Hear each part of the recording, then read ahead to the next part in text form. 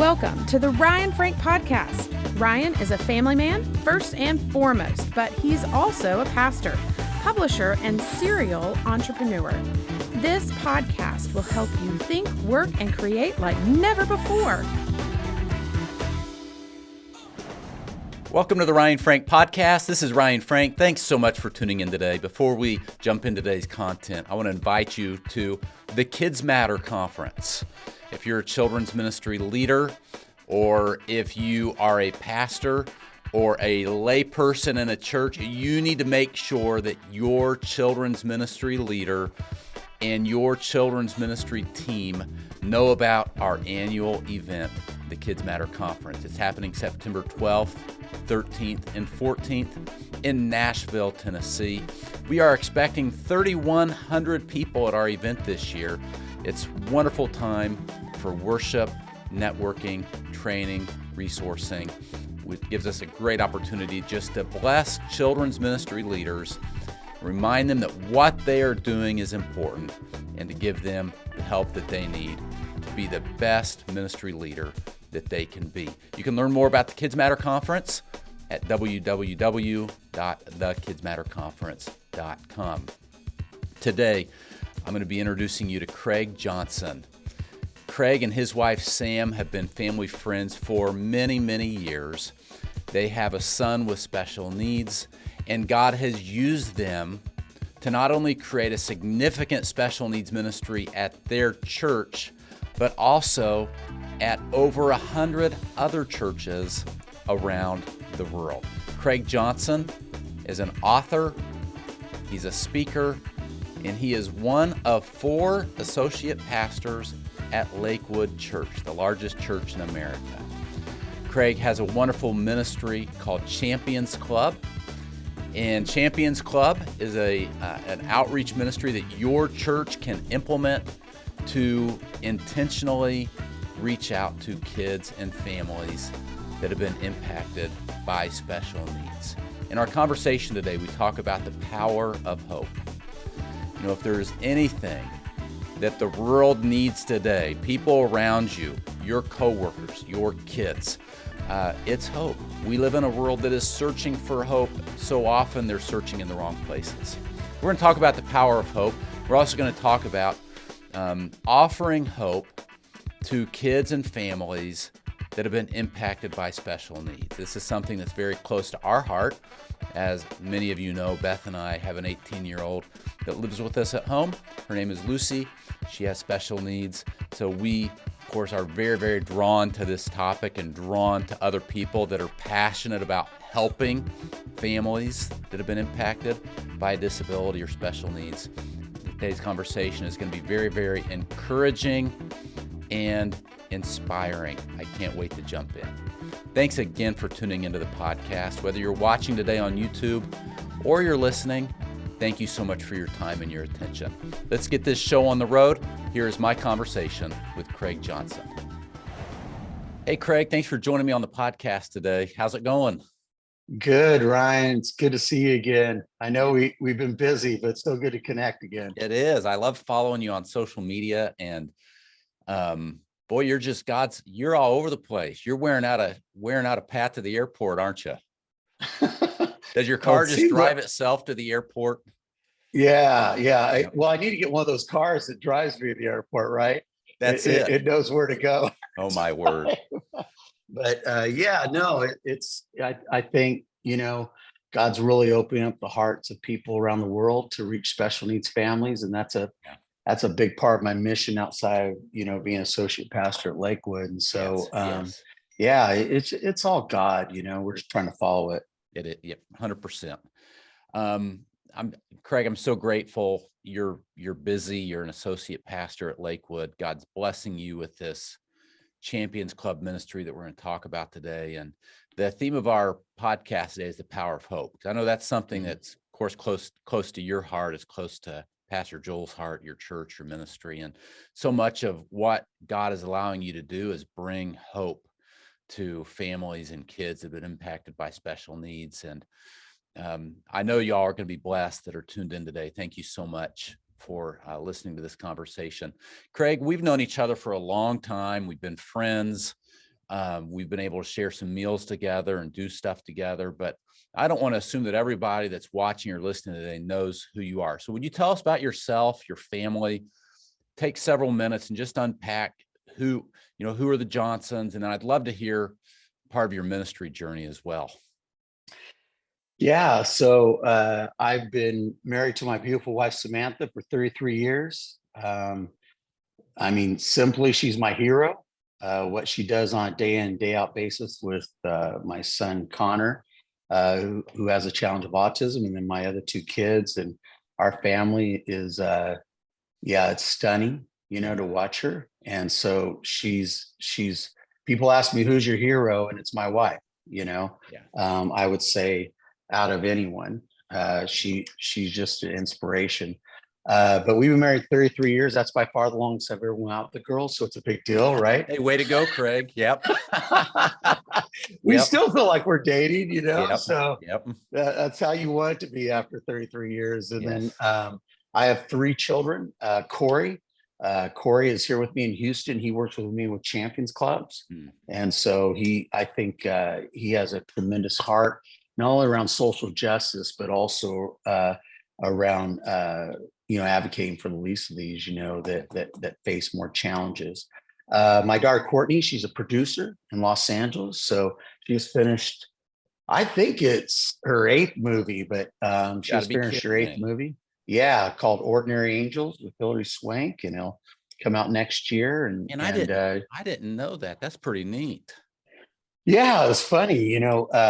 My book, we signed a movie contract to do a movie on my book, Champion, and through that the movie never got made, but my daughter became an intern, and that's how she kind of got started. And her first movie was A Case for Christ, with a director named John Gunn. Okay. And now John Gunn and her are partners. So and he's probably I mean, I think he's one of the best writers and directors out there. So yeah, the best thing that came out of that was God blessing my daughter, in her career, right? Yep. And then, of course, Connor, we both share this journey with a special needs child, Lucy for you, and Connor for me. And Connor is 19 years old.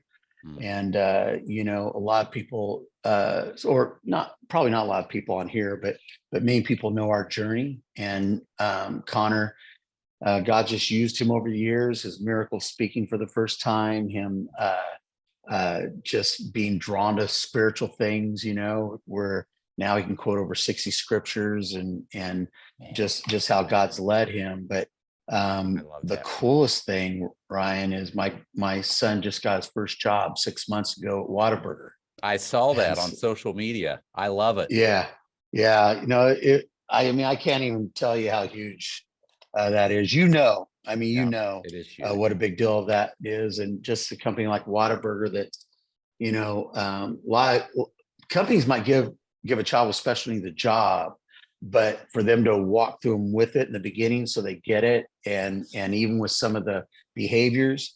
And he just got a raise and a promotion. He's working 2 days a week. Now he's working 5 days a week. Right. Yeah. Man, he's doing really well. I bet he loves it. He loves it. Yeah, because it gives him a sense of purpose. And he's also living outside the home now 5 days a week. So he lives with 2 other roommates in assisted boarding school.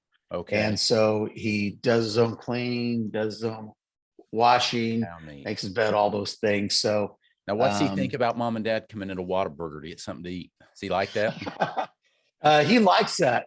Well, his school is a little bit, his school's about 2.5 hours away from where we live. And so we would have to travel.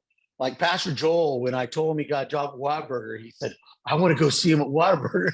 I said, the problem is you're going to have to drive about 2.5 hours away. Take you all day to get that burger. Yep. Yeah, to get that burger. But just watching, what was amazing when he got the job, Ryan, was just how it impacted the company. And when they found out he was, from our church, and just the impact Connor's had around the world, we did a segment at Lakewood, and we told a story, and the executives of Whataburger came and they sent that segment to all 50,000 of their employees in 800 stores. Yeah. So yeah, I think God just shine a light. And it's definitely about time, shine a light like he's doing with Lucy right now and the business and different things. He wants to see these kids become everything God created them to be. He does. And so Connor, so Connor's 19 and he's doing so well, and we're so happy for them. I've been in ministry since I was 23 years old. So I'm 56 now. So 33 years. Yep. Yeah. And as you know, I was a children's pastor, and I've served really in all areas of ministry. I've been a senior pastor, executive pastor, and for the past 15 years associate Lakewood. I have about 28 ministers in my family, so it's a long heritage. Did you say 28? 28 ministers. Wow. Yeah. My mom's side is the rat side. That's where most of them are. Okay. And then my dad was a pastor. My grandfather was a pastor. So of course, the last thing I wanted to be was a pastor when I graduated school. And here you are. Yep. And here I am. But no, I had to get past this kind of family business to the actual calling, right? Yes. And really wanted to be a part of that. But and for the last almost 19 years, I've been at Lakewood Church, and I started out as a children and family pastor there, and did that for 5 years, and then I oversaw the ministries at Lakewood until recently. And now one of the biggest things I do is just around care ministry, going deep with people, whether it's special needs or comfort ministry or hospital ministry, any of those types of things. Okay. God's given me affinity for that. And then I travel, around the world, launching champions clubs and just really bringing hope to special needs families. That's one of my greatest missions to do. So that's a little bit. So Craig, unpack, will you take it before we jump into hope, and I'd love to pick your brain on, some stuff around special needs kids and families. Unpack Champions Club for us. So, you, in addition to having some really significant responsibilities at Lakewood, God has given you this ministry called Champions Club. Now, I know what it's all about, although I don't know if I know all of the latest details with all of the recent growth. Would you tell us how did it start? What's it look like today?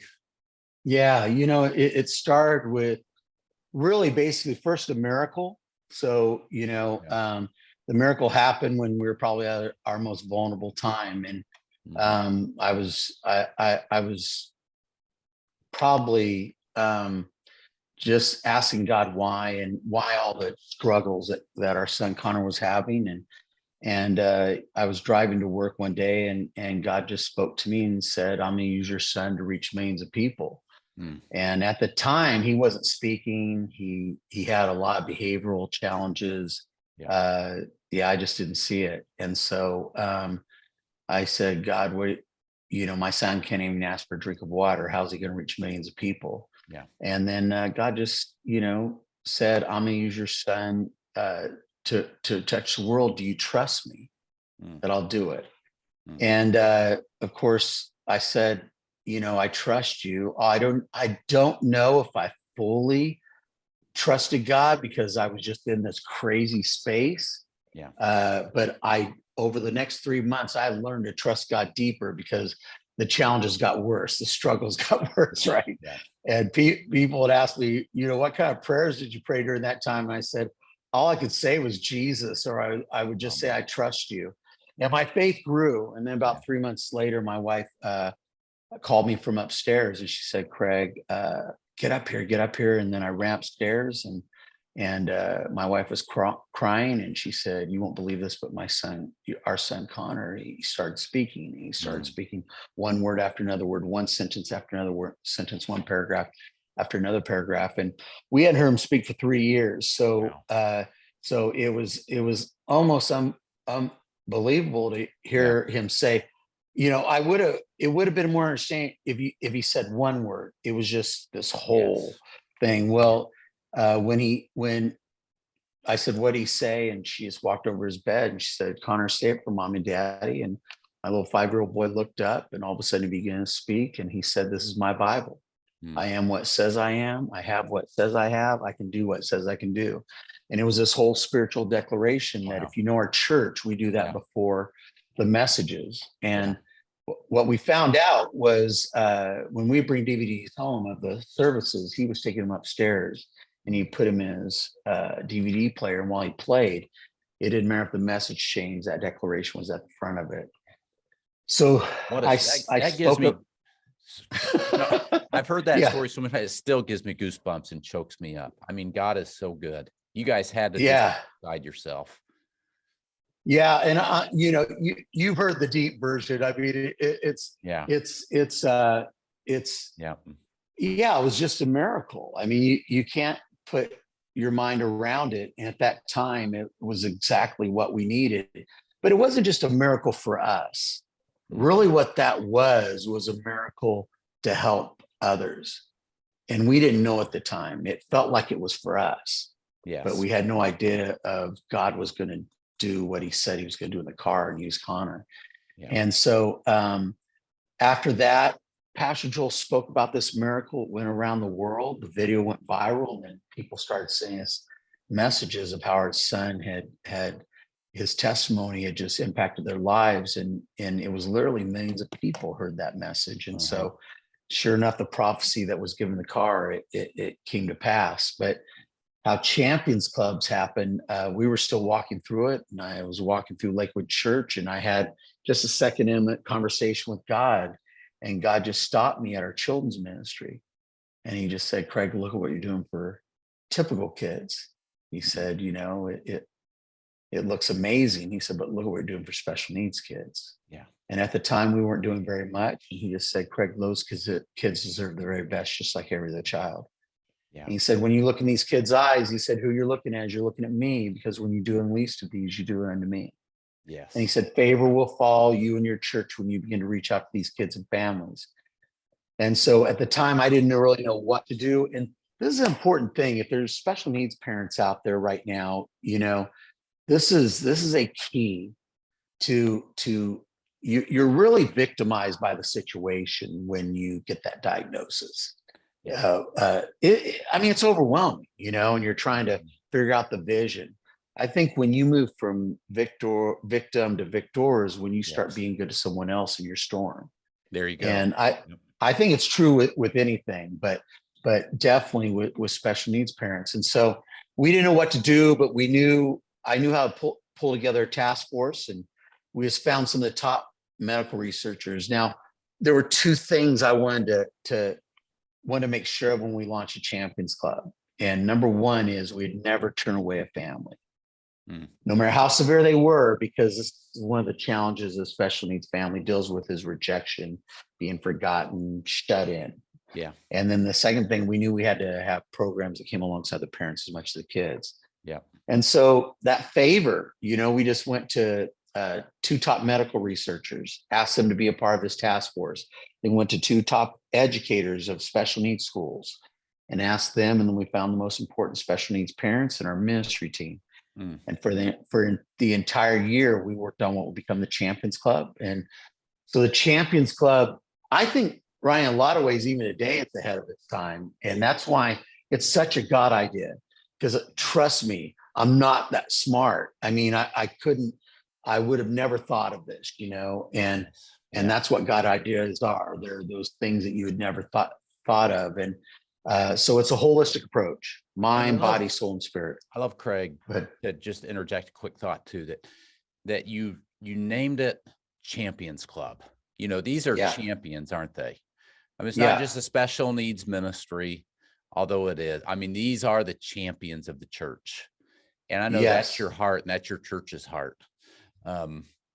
So this Champions Club ministry begins at Lakewood, but boy, you fast forward to today, and there are churches all over that are taking this idea and creating their own champions clubs, right?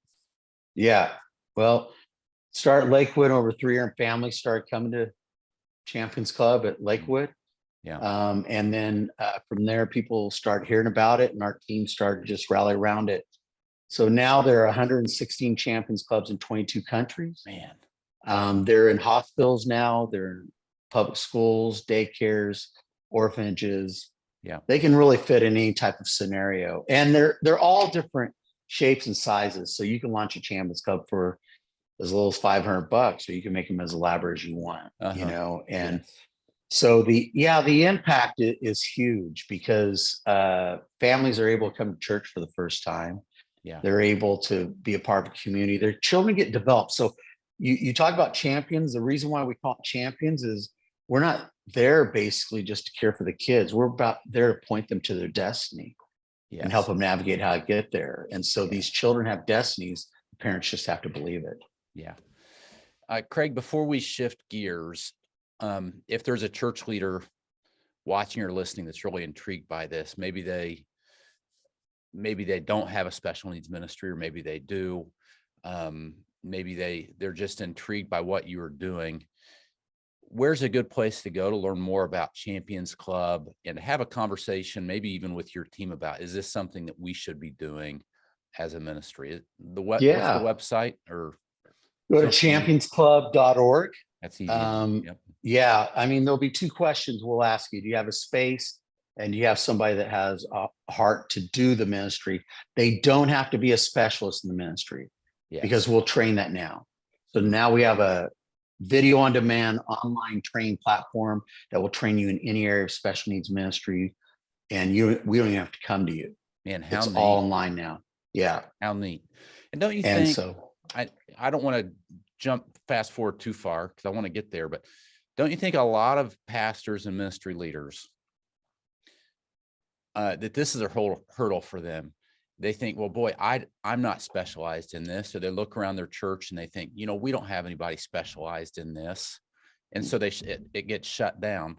And I love what you said, that, you can get that training later. You don't have to necessarily start with someone specialized. It's more the heart, right? You said, do you have somebody that's got a heart for this?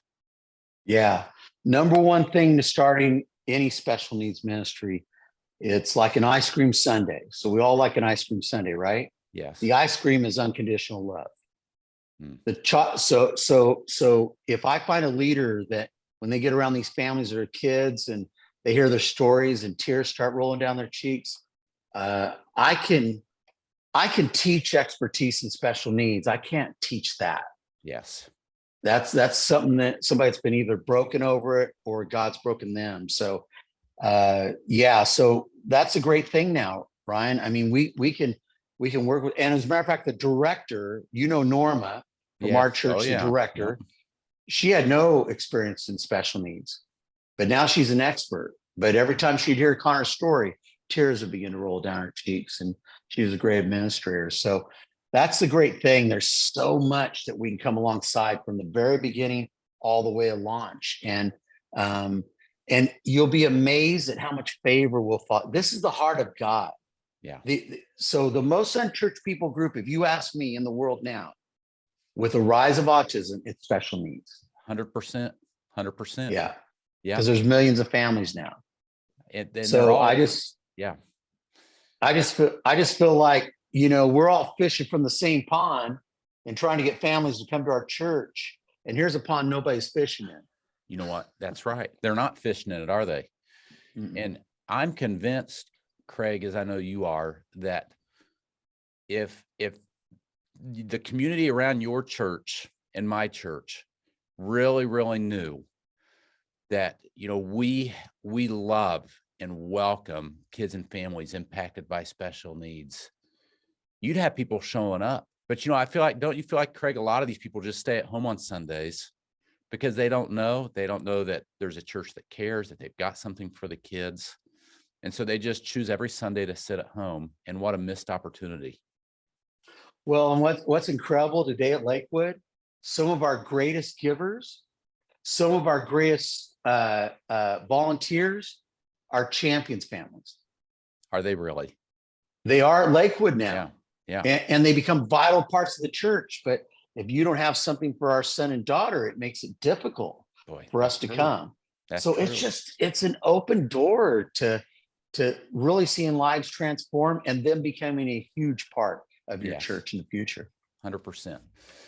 What I'd like to do, Craig, for a few minutes is I'd like to back up a little bit and just talk about hope, and then maybe transition back into a conversation for church leaders around what are you doing to offer hope, especially for families that have been impacted by special needs. But I know something that is part of the DNA of Lakewood and Pastor Joel and Victoria and yourself, Sam, and your team. It's this hope that people are humanity, people are longing for hope. Through Christ, we have hope. Craig, I'd love to hear from you. You know, when you think of hope, how do you define hope? And do you agree with me that it is just such a huge felt need with people today, the need for hope? Yeah, well, I don't think you can have faith until you have hope. Yep. Right. So it's kind of a precursor to faith, and faith changes God's, heart, it moves him. And so you've got to first have faith. It's kind of that stepping stone. Hope is a stepping stone to faith. And so if we're not giving hope, it's tough for people to have faith. And that's what they need. They need faith in Jesus. They need faith in their relationships. They need faith that they can make it, that they can continue on. So that's the power of hope. Hope is the precursor to faith. And I think in our world right now, the number one issue is identity. Yes. In my opinion, it's identity. So they're being told who they are. They at every age group, they're being told who people think they should be. And if we don't give them the hope of Jesus and give them that relationship with Christ and knowing who they are in Christ, that's where I think people are struggling more than anything else. And that's the power of hope, because when we give hope in Jesus Christ, it's a game changer for people. And it's not me trying to find my identity. It's who my identity is in. And then with Christ, when you have hope in Christ, it's security. It's vision. Mm-hmm. It's understanding that you're not alone. You're not isolated. You can trust him to pull you through. So I think for me, and definitely as a special needs parent, the number one thing I was looking for every week, and still this day is hope. Mm-hmm. Because hope 100%. Gives me the faith to push through and not only make it, but to impact and help others. Yes, 100%. What would you say, Joel, or not Joel, calling you Joel? What's your name? Craig. Craig, what would you say to someone who's watching or listening, a follower of Christ, understands that, yes, with God, there is hope, but I'm not a pastor. I'm not a preacher. I don't have a platform. I don't even feel like, maybe that people listen to me a whole lot. What are some practical ways that we can offer hope? Thoughts? Yeah, I think, when it comes to offering hope, it's kind of, I was at conference, ACC conference in Australia. Yeah. And I saw all these churches up there, and they were the biggest churches. And they were showing what they worship and different things like that. Mm-hmm. But I'm looking on the crowd, and it's about, most of the people are churches of 200 or less.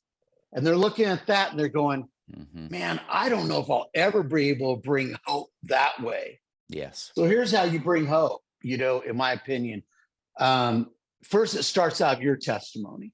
It starts out of what God has brought you from, the experiences that you've had.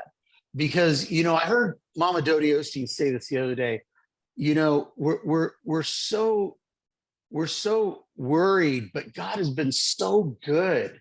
I mean, we're worried about the world. We're worried about situations. We're worried about how we're going to make it. But I asked her this question. I said, with how all that God has used your family, do you have any regrets?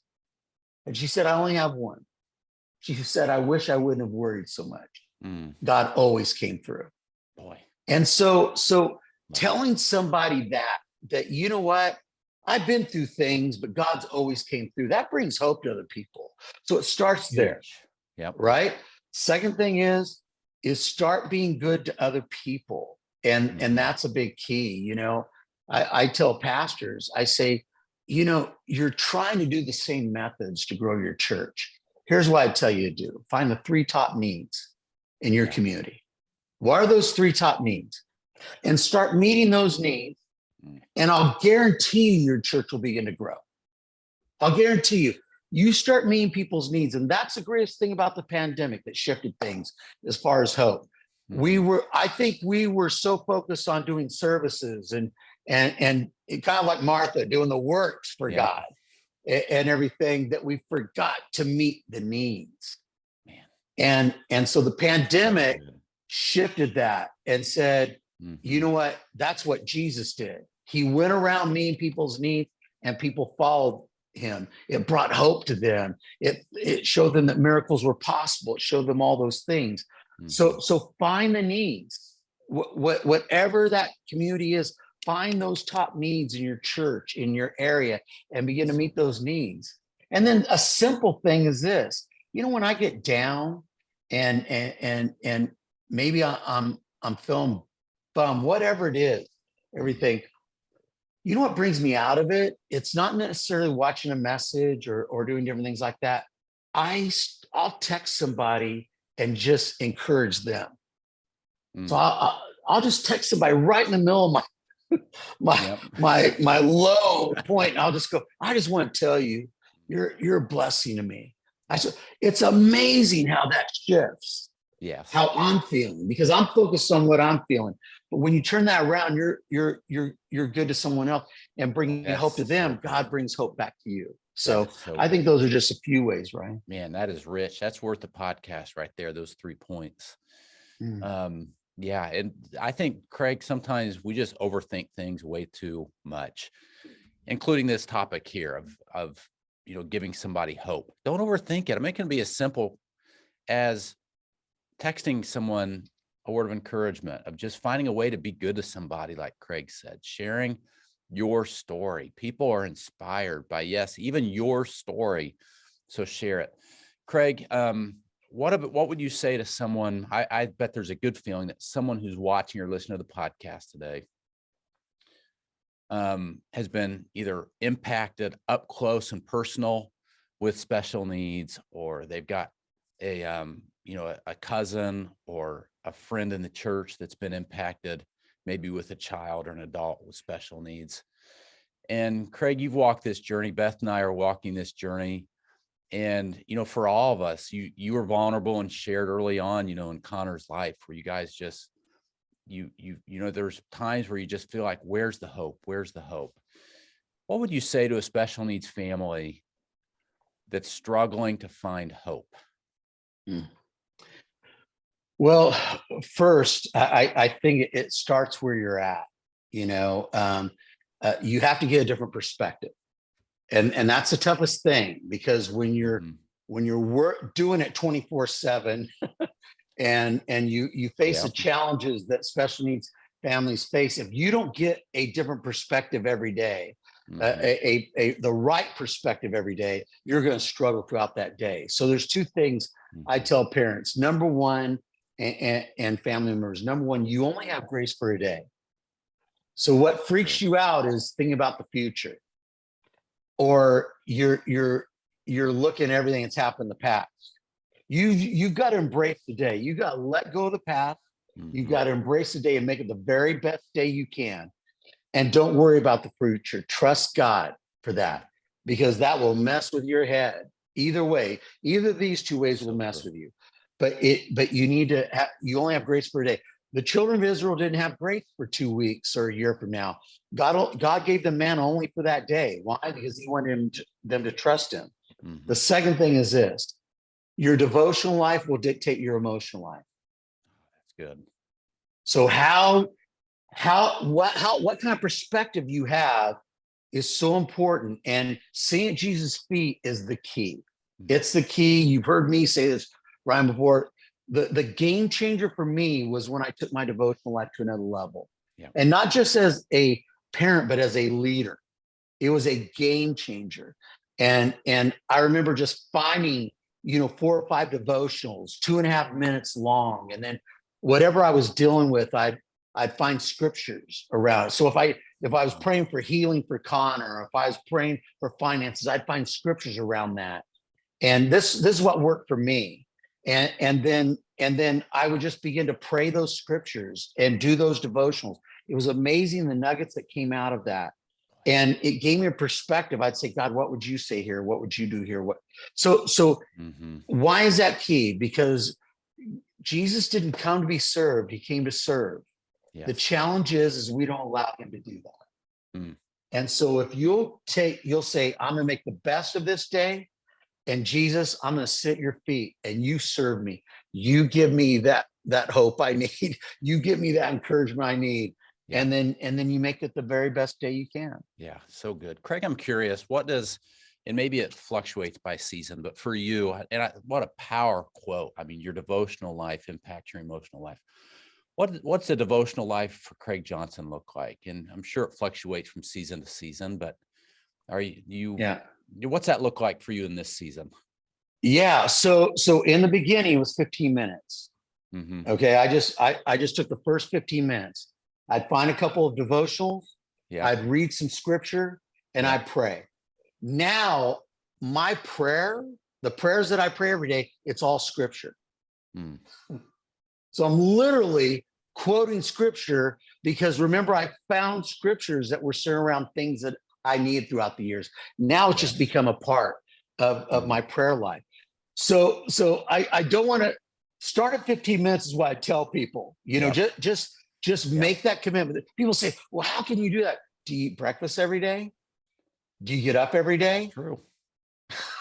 Yeah, that's true. Hey, look, you make what's important in your life.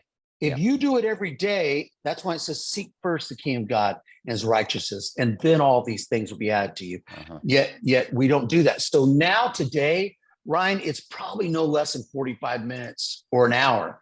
And the reason why is what it's like when you first start doing it, it's like running and then you'll hit a wall, right? If you're a runner, you hit that wall. But when you start doing enough, you start craving it. And it's kind of like a runner's high. You push through that barrier, then you start getting a runner's high. And now you can run many more miles. It's kind of like that. Now I can't go through a day without seeing Jesus' feet. It's who I am now. And so, man, it gives me an advantage every day. And it sounds like it's moved from beyond just being a chore, right? Or something off a to-do list, but it's something you really desire and long for. Oh, not only that, I mean, I crave it. Mm-hmm. And here's the cool part. I didn't just do it myself. I started pulling my wife. My wife and I do devotionals every morning. When my kids are here, they do devotionals. Now my kids who live outside the home, they get up every morning because it's been practiced in our home and they've seen the benefits of it. Yeah. And so it's just a part of our family. So this morning, Mom was out doing a conference at Lakewood. Me and Connor, we're doing our devotions. He's doing 3 or 4 devotions, small ones. I'm doing 3 or 4, and then we pray together. You're awesome, Craig. I love it. I know you deflect and give praise to the Lord, but what a neat testimony. In our last few minutes, Craig, let's talk to the church leaders.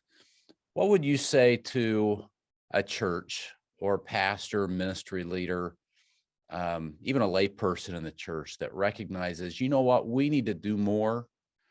We need to be a little more intentional about ministering to families that have been impacted by disabilities or special needs. What advice would you give? Where does a church start?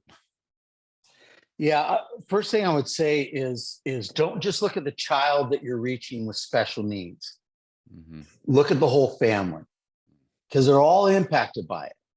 So look at that family unit. You're wanting to get families to come to your church. Mm-hmm. And these families are a part of your youth group. They're a part of your children's ministry. They would be a part of your special needs ministry if you have it. And ultimately with Champions Club, we want to get them out of there, right? We want to get them in a typical environment. That's the goal. That's where inclusion is. And then you've got marriages, you've got couples or single moms that are walking through this. You got to think of the entire family and the impact you're going to make on the entire family. And that's what pastors should be after. They should be after definitely individuals, but if you can get a family and see them grow and develop and become everything God's created them to be, that's huge. That's good. Well, there are now millions of these families that have special needs kids that if you'll break down the stigma, if you'll break down the awkwardness, and the toughest thing for pastors is I would say it's less than 1% of churches have anything for special needs. I've traveled everywhere. I think it's you're growing. right. I would agree with you on that. Yeah. It's growing, but there are so many families and they want to be a part and they want to serve and be a part of this. So break down those stigmas, break down those things. Now, here's the thing, pastors, now you have organizations that will come alongside of you to help you do it at any level. Good point. Whether you have very little money or you want to make, your special needs ministry as cool as you want to make it, but they're all effective. You don't have to do it alone. And that's the thing we didn't have 13 years ago. And we have it now. And so it's honestly, it's one of the easiest things to do now that you have the support to do it. Yes. And so I would say, just get going. Yeah, get going. Thank you, Craig. When you mentioned that you're traveling, you're ministering to churches all the time. Can you think of a church that, no, Lakewood is a shining example, but maybe, or it could be Lakewood or another church that is really, really intentional about offering hope and help for kids impacted by special needs? Can you think of a story of a church that's doing something and doing it well? I'm sure you've got a million stories. Give us one. Yeah, I think of City First Church in Illinois, Jeremy and Jen DeWert, and they had a son named Pax. They have a son named Pax, and Pax had he has Down syndrome. And one of our pastors used to be at City First Church. And when they found about their son, he connected them with me. And all I really did was encourage him. But I said something to him. I said, listen, Pax has a destiny. And if you want to see his destiny fulfilled, don't keep it where you're at. And man, now they do these Champions Club runs and they do a superhero weekend and now they've got them on all their campuses. They've gone for kids, teens, and adults now. So 3 different age groups, because we have 3 different models for Champions Club now. And they're watching Pax's life. And this is what I'd say to churches like City First: don't start a special needs ministry. And that's going to sound weird. Yeah. Passion is more powerful when you put a name and face to it. Tell the story of a special needs child that this ministry is going to help them become everything God created them to be. That's what people will get behind. And Connor was that for Lakewood. Yes. Pax was that for City First. And now they're reaching hundreds of families for special needs. I love it. Craig, this has been wonderful, inspiring, challenging. Thank you so much. I always like to end the podcast by asking 2 questions. First, I'd love to hear from you. What is your favorite Bible story and why? Favorite Bible story, Craig? Yeah, the story of King Jehoshaphat. Without doubt, he's going to be wiped out. He's got no chance. His entire nation's going to be wiped out or put into slavery, one of the two. Yep. And the first thing he does is he goes to the Lord. He doesn't try to strategize. Sometimes we strategize God out of the equation. Yeah. He just begins to sit, and then all of a sudden, Jehazel, this typical guy in the crowd, says, "The battle is not yours, the battle is the Lord." But then God never gives a declaration without giving a plan. And so then he said, "I want you to go where you're supposed to fight." So I want you to give me praise, honor, and glory as you go. And then I want you to stand there and watch me do it. I think that's amazing. Like they're looking at their enemies can overtake, but they're not fighting. They're not lifting one fist, one weapon. They're just standing there. And then God does it for them. He wipes out one enemy after another. And it says that they took back more plunder than they could contain because God fought the battles, wiped out all their enemies. And then when they went back into the city, no one would touch them because they knew God did it, not a person.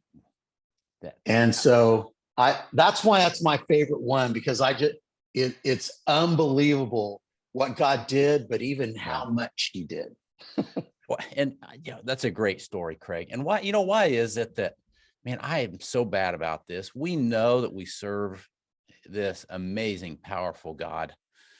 Yeah, boy, we just fight our battles on our own, don't we? And even though we know he wants to fight for us and he's promised he would, boy, we just want to jump in and take care of things ourselves. Do you ever struggle with that like I do?